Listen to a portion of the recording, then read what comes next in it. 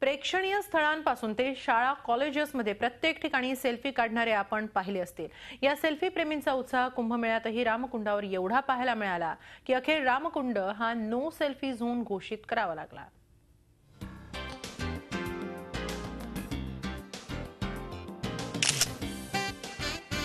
प्रत्येक काळाची स्वतःची अशी एक क्रेज असते, कधी ती स्टाईल स्टेटमेंट होऊन जाते। तशीच क्रेज सध्या सेल्फीची। या सेल्फीची क्रेज जागतिक पातळीवरच्या नेत्यांना सुद्धा आहे।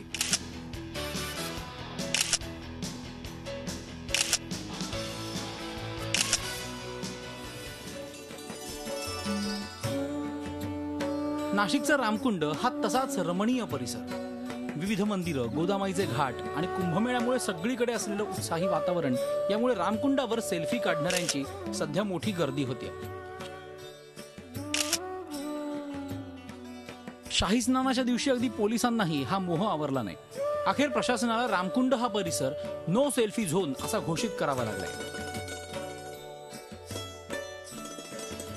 एवढ्या लांबून इथे येतात, हौशीने येतात आणि सगळे ह्या दृष्टीने बघत असतात की बाकीचे सगळे काढतात म्हणून मी फोटो काढायला येणार, आणि मग इथे येणारे सगळे जण असतात त्या इच्छेने येतात आणि इथे आल्यानंतर त्यांच्या लक्षात येतं की नो सेल्फी झोन इथे करण्यात आलेला आहे। मग थोडंसं मूड ऑफ होतो। कुंभमेळ्याचं पर्वणी असते तेव्हा आता सेल्फी स्टिक नाही, सेल्फी काढायला नाही पाहिजे, पण इतर वेळेस लोकांना क्रेज असते सेल्फी काढण्यासाठी, तर मग तेव्हा रिस्ट्रिक्शन नाही करायला पाहिजे।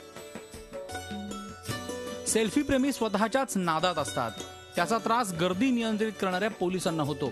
त्यामुळे या नो सेल्फी झोनच्या निर्णयाला पोलीस अधिकारी खाजगीत पाठिंबा देत आहेत। तर हा कुंभमेळा आहे की बंधन मेळा असा सवाल भाविक विचारतायत। त्या बाबतीतली भूमिका प्रशासन किंवा शासनाने काही विशद केलेली नाहीये। कबा सेल्फी काढताना दुर्घटना वगैरे घटू शकतात असं प्रशासनाला वाटतंय, पण हा रिस्ट्रिक्शन मेळा झालेला आहे। प्रत्येक बाबतीत रिस्ट्रिक्शन आणि ऑब्स्टॅकल्स प्रशासनाने क्रिएट केलेले। पहिल्या शाही स्नानाच्या वेळी प्रशासनाने केलेल्या कडेकोट बंदोबस्तावर भाविकांनी नाराजी व्यक्त केली होती। त्यामुळे दुसऱ्या पर्वणीसाठी काही प्रमाणात शिथिलता आणावी लागली। मात्र दुसरीकडे रामकुंडाला नो सेल्फी झोन जाहीर करून प्रशासनाने पुन्हा नाराजी ओढवून घेतली आहे।